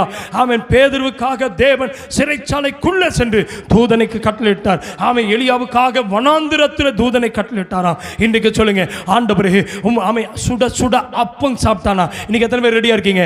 ஆண்டவரே நீங்க சாப்பிடுகிற ஆகாரமானது என் குடும்பத்தை ஆமென் முன்னேறி செல்வதற்கு பலன் கொடுப்பதாக. ஹல்லேலூயா. சங்கீதம் ஆமென் ஆமென் 23:1 படி கர்த்தரின் மேய்ப்பராய் இருக்கிறார், நான் தாழ்ச்சி அடையேன். ஆமென். மத்தேயு 4:11 படி மத்தேயு 4:11 அப்பொழுது பிசாசானவன் அவரை விட்டு விலகி போனான். உடனே தேவதூதர்கள் அவருக்கு வந்து பணிவிடை செய்தார்கள். கைகளை உயர்த்தி ஆமென் சொல்லுங்களேன். நல்லா கவனிங்க. இந்த பணிவிடை வெறும் பேதுருவுக்கு மாத்திரமல்ல, இயேசுவுக்கே அந்த தூதர்கள் செய்தார்களாம். 40 நாள் உபவாசம் இருந்து அவர் புறப்பட்ட போது, சாத்தானை ஜெயித்த போது அவருக்கு பணிவிடை செய்ய தூதர்களை கட்டளிட்டது போல நீங்கள் ஆலயத்தை விட்டு திரும்பி செல்லும் போது ஆமென் இனி யேசபேலின் ஆவி உங்களை துரத்துவதல்ல, கர்த்தருடைய ஆவி உங்களோடு கூட இருக்கிறது. ஆண்டவர்களை ஆமென் 2 முறை அவன் படுத்தான், 2 முறை எழுப்பினார். இந்த 2024 ஆண்டவர் சொன்னார், திரும்பவும் ஆண்டவர் உங்களை நித்திரையிலிருந்து எழுப்புகிறார். பாவத்தில் ஆமென் மரித்து கிடந்த உங்கள் வாழ்க்கையை எழுப்புகிறார். வியாதியில் மரித்து கிடந்த உங்கள் வாழ்க்கையை எழுப்புகிறார். ஆமென். துஷ்ட பிசாசினுடைய கிரியைகளினால் அழிக்கப்பட்ட ஐயோ நான் எதற்கு வாழணும், செத்து போன பரவாயில்லை நினைக்கிற நேரத்தில் எப்படியாய் ஆண்டவர் ஆமே எலியாவை எழுப்பினாரோ அதே போல கர்த்தர் உங்களை எழுப்புவாராக. அல்லேலூயா. அல்லேலூயா. கர்த்தருடைய பரிசுத்த நாமத்துக்கு ஸ்தோத்திரம். அருமையான தேவ பிள்ளையே, இன்னைக்கு வேத வசனம் இப்படியாய் சொல்லுகிறது. ஆமென் ஆமென். ஏசாயா 33 அதிகாரம் 13 வசனம் முதல், ஏசாயா 33:13 முதல், தூரத்தில் உள்ளவர்களே வாசிச்சு பாருங்களேன். ஏசாயா 33:13 தூரத்தில் உள்ளவர்களே நான் செய்கிறதை கேளுங்கள், சமீபத்தில் இருக்கிறவர்களே என் பராக்கிரமத்தை அறிந்து கொள்ளுங்கள். சீயோனில் உள்ள பாவிகள் திகைக்கிறார்கள், மாயக்காரரை நடுக்கம் பிடிக்கிறது. பட்சிக்கும் அக்கினிக்கு முன்பாக நம்மில் தரித்திருப்பவன் யார்? நித்திய ஜுவாலை முன்பாக நம்மில் தாபரிப்பவன் யார் என்கிறார்கள். நீதியாய் நடந்து, எல்லாம் அந்த வசனம் சேர்ந்து வாசிங்க. நீதியாய் நடந்து செம்மையானவைகளை பேசி இடுக்கண் செய்வதால் வரும் ஆதாயத்தை வெறுத்து. எப்படிங்க? எப்படி எப்படி எப்படி இந்த வசனத்தில் பாருங்க. நீதியாய் நடந்து செம்மையானவர்களை பேசி இடுக்கண் செய்வதால் வரும் ஆதாயத்தை பெருத்து பரிதானங்களை. அப்படிங்க பரிதானம் என்னதுங்க? லஞ்ச பணத்தை வாங்காதபடிக்கு தன் கைகளை உதறி ரத்தம் சிந்துவதற்கான யோசனைகளை கேளாதபடிக்கு தன் செவியை அடைத்து பொல்லாப்பை காணாதபடிக்கு தன் கண்களை மூடுகிறவன் எவனோ? யார் அப்படி வாழ்றானோ அவனுக்கு 16 வசனம், அவன் உயர்ந்த இடங்களில் வாசம் பண்ணுவான். கைகளை உயர்த்தி, கண்மலைகளின் அரண்கள் அவனுடைய உயர்ந்த அடைக்கலமாகும். அவன் அப்பம் அவனுக்கு கொடுக்கப்படும், அவன் தண்ணீர் அவனுக்கு நிச்சயமாகவே. கைகளை தட்டி ஹல்லேலூயா. நீ வாழ்ற வாழ்க்கை உங்களுக்கு ஏன் அப்பம் கிடைக்கல, ஏன் உங்களுக்கு தண்ணீர் கிடைக்கல? அது என் காரணம் என்னவென்றால் உங்கள் வாழ்க்கையில நீங்கள் நீதியாய் வாழ்ந்தால் இதெல்லாம் உங்களை தேடி வரும். ஆமென். ஆகையால் தான் ஆமென் மத்தேயு 6 அதிகாரம் 31 வசனம் முதல் 33 படி, ஆகையால் எண்ணத்தை குடிப்போம், எண்ணத்தை உண்போம், எண்ணத்தை உடுப்போம் என்று கவலைப்படாதீர்கள். இவைகள் எல்லாம் யார் தேடுகிறார்களாம்? அஞ்ஞானி நாடி தேடுகிறார்கள். இவைகள் எல்லாம் உங்களுக்கு வேண்டியவைகள் என்று உங்கள் பரமபிதா அறிந்திருக்கிறார். முதலாவது என்ன செய்யணுமாம்?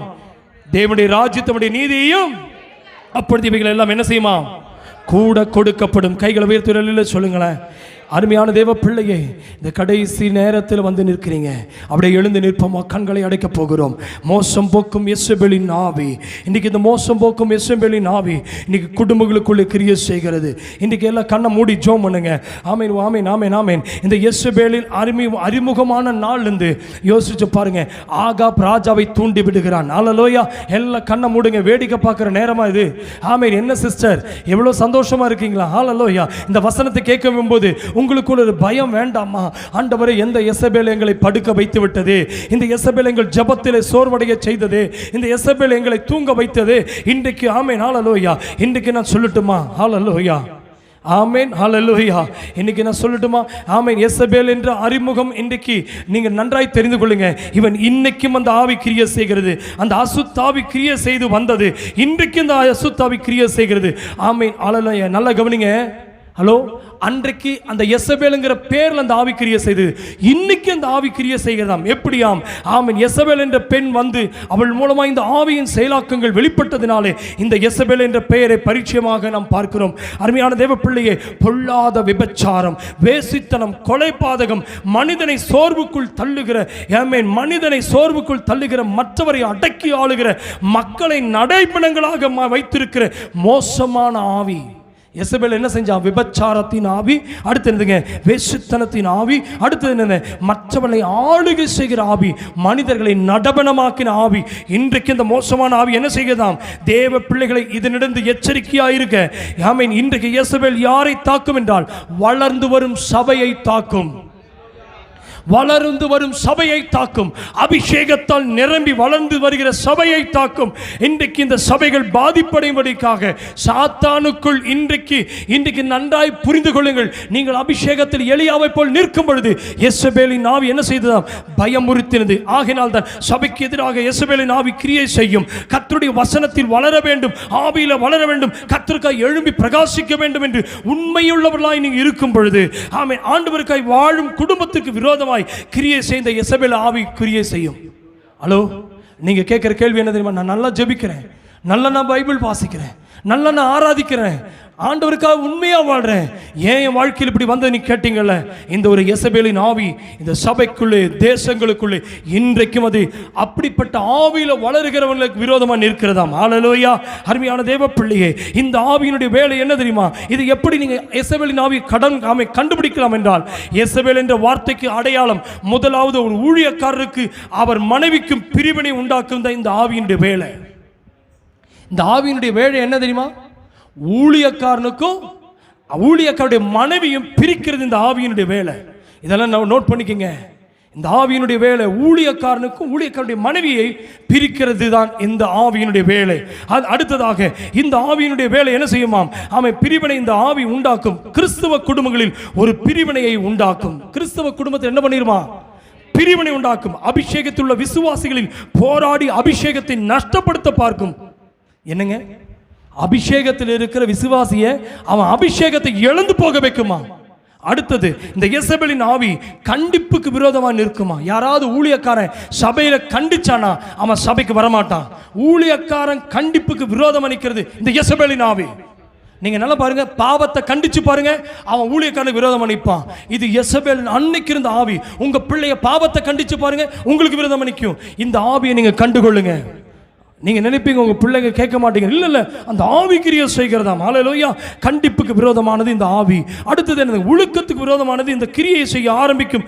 ஆமென். தான் என்ன பாவம் செய்தாலும் ஊழியக்காரன் கேட்கவும் கண்டிக்கவும் கூடாது என்பதை விசுவாசிகள் மத்தியிலே, விசுவாசிகள் பாவம் செய்யும்போது அதை கண்டித்து சரி செய்யாமல் அதை கண்டுகொள்ளாமலும் அவர்களோடு இணக்கமாக போவதும் என் ஊழியக்காரரிடத்திலும் இது கிரியை செய்யும். ஒருவனுக்குள் பெருமையை போட்டு, ஒருவனுக்குள் அந்தஸ்து, பெருமை, ஜாதி பெருமை, பணப்பெருமை, எனக்கு எல்லாம் தெரியும் என்ற பெருமை, நான் பெரியவன் என்ற பெருமை என அநேக பெருமையால் வீழ்ச்சியை, பணப்பெருமையை கொண்டு வந்து விழ வைக்கிறது தான் இந்த ஆவியினுடைய வேலை. ஹலோ ஹலோ, இருக்கீங்களா? இந்த வீழ்ச்சியை கொண்டு வரும். அடுத்தது இந்த ராஜாக்கள் புஸ்தகத்தில் இந்த பொல்லாத ராணி ராஜாவை எப்படியாய் கீழே ஒரு தலையாட்டி பொம்மை போல வைத்து கொண்டதோ, தலையாட்டி பொம்மை மாதிரி ஆகாப்ப வச்சதோ, அதே போல உங்க குடும்பத்துக்குள்ள இந்த ஆவி என்ன செய்யுமா? உங்களை தலையாட்டி பொம்மை மாதிரி வச்சிருக்கோம். ஹல்லேலூயா. பாகால் வழிபாட்டை இஸ்ரவேலுக்குள் கொண்டு வந்தவளின் கர்த்தரின் தீர்க்கதரிசிகளை கொன்று அநேகரை விழுந்து போனார்கள் செய்யும் பயங்கரமான காரியங்கள் நம்முடைய ஆவிக்குரிய வாழ்க்கையும் கூட பயமுறுத்துகிறது. ஹல்லேலூயா. எலியாவை ஆள் அனுப்பி எப்படியாய் பயமுறுத்தினதோ அதே போல அருமையான தேவப்பிள்ளையே நம்மையும் பயப்படுத்தி அது சோர்ந்து போக பண்ணுகிறது. இன்றைக்கு நல்லா கவனிங்க. இன்னைக்கு நீங்க இதற்கு நீங்க விரோதமா என்ன செய்யணும்? இப்ப எல்லாருக்கும் ஒரு கேள்வி, இந்த எசபேலின் ஆவிக்கு விரோதமா என்ன செய்யலாம்? அந்நிய பாஷை பேசுங்க, ஆவியிலே நிறைங்க. நல்ல முழங்கால் படிட்டு ஜெபம் பண்ணுங்க. கர்த்தரை துதிங்க. அவரை கேடகமாய் நம்மை பாதுகாக்கும் தன் ஊழியத்தை விட்டு தனித்து ஒதுங்கி சோர்ந்து போய் நிற்க செய்கிறது. இந்த ஆவி என்ன செய்யணுமா? உங்க வீட்டில் உங்களை தனிமைப்படுத்திடும். இந்த ஆவி உங்க புருஷனை விட்டு தனிமைப்படுத்திடும். இந்த ஆவி உங்க பிள்ளைகளை விட்டு தனிமைப்படுத்திடும். இந்த ஆவி சபைக்குள்ளே நீங்க தனிமைப்படுத்திடும். இந்த ஆவி ஊழியத்தை பண்ண விடாதபடி தனிமைப்படுத்தும். இன்றைக்கு கர்த்தருடைய நாமத்தில் சொல்றேன், ஐயா நான் வீட்டில் தனிமையா இன்னைக்கு அழுகிறேன்னு சொல்றீங்களா? இன்னைக்கு இந்த ஆவியை நீங்க துரத்துவதற்கு செய்ய வேண்டியது ஒண்ணே ஒண்ணு, முழங்கால் படிட்டு ஜெபிங்க. ஓ ஹalleluya. உன்னை பயமுறுத்துகிற ஆவி, ஹalleluya ஹalleluya. இந்த இந்த இந்த ஆவி வந்து என்ன செய்யும் தெரியுமா? தன் பிராணனை காக்க யூதாவை சேர்ந்த தன் வேலைக்காரனை பெர்சபாவில் அங்கே நிறுத்தி விட்டது. யாரு? எலியா. அடுத்தது என்னதுங்க? ஜனத்தின் ஐக்கியத்தை விட்டு பிரிக்குமா? என்ன செய்யுமா? ஜனத்தினுடைய ஐக்கியத்தை விட்டு பிரிக்கிற யேசபேலின் ஆவி. ஆமென். அடுத்தது சபையை ஆலயத்துக்கு போக வேண்டாம், நான் போய் என்ன கண்டேன். அடுத்தது தசமபாகம் கொடுத்து நான் என்ன கண்டேன். அடுத்தது தினமும் ஜெபம் பண்ணி என்ன கண்டேன். வேதம் வாசிச்சு எனக்கு என்ன நடந்தது. இது பார்க்கும்போதே சொல்லிருங்க, இது யேசபேலின் ஆவி. ஆலயத்துக்கு போய் என்ன கிடைச்சது, ஜெபிச்சு என்ன நடந்தது, வேதம் வாசிச்சு என்ன நடந்தது, தசமபாகம் கொடுத்து என்ன ஆசீர்வாதம் நடந்தது, இப்படி எல்லாம் கேள்வி கேட்கிற ஆவி.